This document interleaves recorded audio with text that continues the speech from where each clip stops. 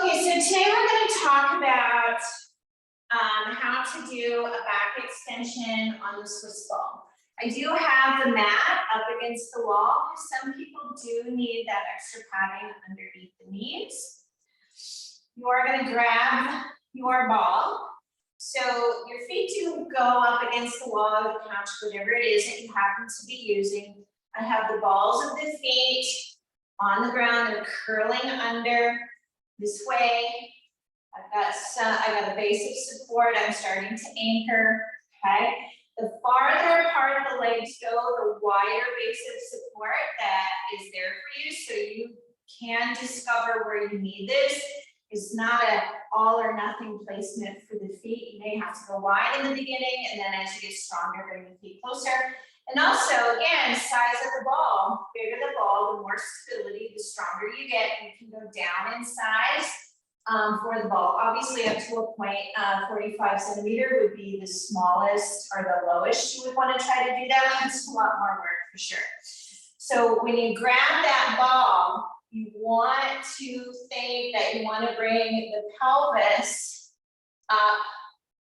Then I'm going to take my finger or my feet wider. So now it's my pelvis. It's almost at the very top. It's not on the top. Otherwise, people have a tendency, this is why people don't like this one, is they're set up, they're trying to do straight legs, pelvis is too high on the ball, and it requires an enormous amount of balance that somebody just might not have. Toes curled under, push the heels into the floor, toes down into the ground, bend the knees, so then that way your hips can grab the ball. As soon as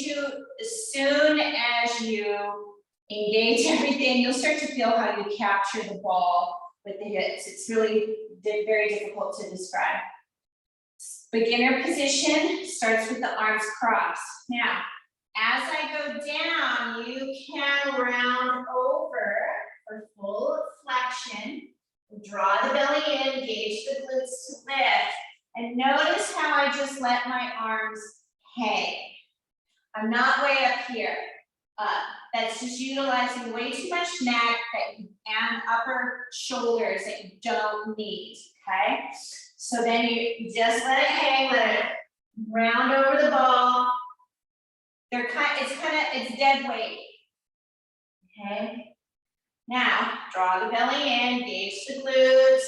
As you get stronger, you can bring the arms out.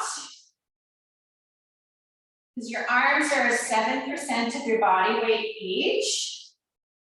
Also bring it up like this. Most people, to be honest, can't do that one because they don't have the thoracic mobility or the shoulder mobility, and they have too much of a forward head posture. That's another key point on this one in the neck. Go back to your beginner.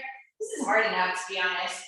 So I'm not doing this. I'm not coming up, watch my head neck. I'm not doing this. If you're doing that active neck extension actually turns off glute max.